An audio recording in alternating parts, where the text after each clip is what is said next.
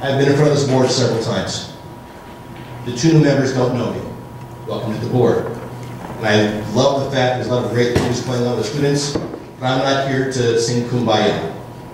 In the past, I've proved accolades to certain administrators, said how great they were. Please, who's taking notes, do not say that tonight. My comments are direct. Mr. Stern, I'm tired and frustrated with your behavior. I've sat here for almost a year and a half. Dr. Amers, you were attest to that, wanting something to be done on behalf of my son. And nobody seems to care. All the members of the board, you now have documentation in your hands, which I have had since August of 2015. You have, Mr. Stern, a member of your staff who has been found guilty by your own standards of harassment, intimidation, and bullying. Out of 6 cases, if you'd like to follow along in the letter that I gave you, the very first thing, Mr. Ramos, according to your letter, it says, the initial finding that Alex not making the team was not HIV will be reversed. Mr. Stern, my son was cut, and all you did was make false promises. The first time I was lied to was August 14th, 2014. I promise, Mr. Nathan, we'll do everything we can. We take this matter seriously. In your office, Ms. Aaron. For a year and a half, my son was cut. No one seemed to care. Oh, but wait, we'll put him back on the team. So I sat through a meeting on March 13th. An embarrassing meeting to help protect my son. 3 seconds. I got 3 minutes. Okay? So now I'm here to show you. Harassment, intimidation, number 1. Mr. Stern, March 11th. My son experienced harassment, intimidation, and bullying. April 6th. My son experienced harassment, intimidation, and bullying. The second time you lied to me, Mr. Stern, was on March 31st. A dozen of his parents sat in your office, and you sat there and promised you were going to do something. Did you? No, you did not. Okay, Mr. Nathan, this is the public speaks. I understand. And you are permitted to address the board. You are addressing a staff member. Personally, you are presenting your testimony to the board. So please direct your comments to the board. And I will ask you, while we understand that these are issues of grave concern to you and your family, as they are to the Board of Education and to this community, we would ask that we, despite the emotion, which is understandable, that we try and maintain a tone of civility. And I am doing my best, but I'm tired of maintaining a tone of civility, Ms. Baker. I've sat back for over a year and a half with false promises by a number of people on this board, in this school administration. I am not going away.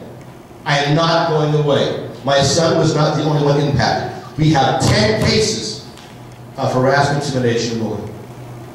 10. And you allow this to go on with no resolution, except, don't worry. Now what's going to happen, Ms. Baker, is your administrators decided to dump it off on you. Because the state has come in and found this school to be in violation of harassment, intimidation, and bullying. But just for one time.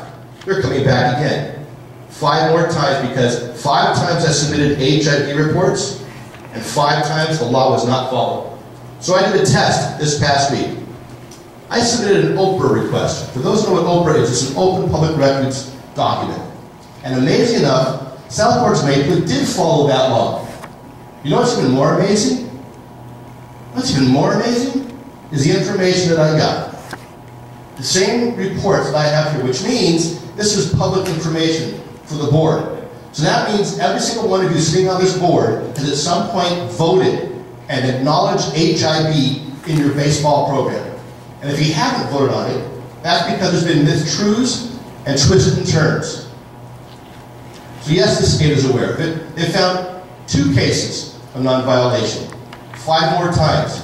Your assessment that you approved in the fall at Columbia High School went from a 50 to a 67, meaning you did a 30% increase when the state came in and found violations all last year. I'm sorry. You're being hoodwinked. You're not being spoken to professionally or ethically. And my son has still not been apologized to. Accept responsibility. I've been coming here as patient as I can be. Just accept responsibility. These wonderful policies you're going to do, those are great. They're at the expense of my son. These athletic components, directors and coaches, are a direct reflection of what happened to my son. Accept responsibility. In January of 2015, the Anti-Bullying Task Force made it very clear that HIV covers any kind of behavior against a student. Student to student and adult to student. Made it very clear. Not once did this school district follow that law. 6 times I've submitted. As a matter of fact, one was submitted after a meeting we had in his office in June. It's right here. The entire school year says right here. Harassment, intimidation, bullying. 30 seconds. So I'll end with this. You have a picture. 2 pictures. One is my son. So he's isolated by himself in a situation where the coaches were on the side trash-talking my son to other players. Don't let Alex Nathan bring the team down. Don't let Alex Nathan interfere with what we're doing here. Not one coach approached my son, let's go for a walk. And was he angry? Yes. And finally, you now have postage on a Facebook poster of your booster club saying that losers assemble in small groups. Winners find a way to win.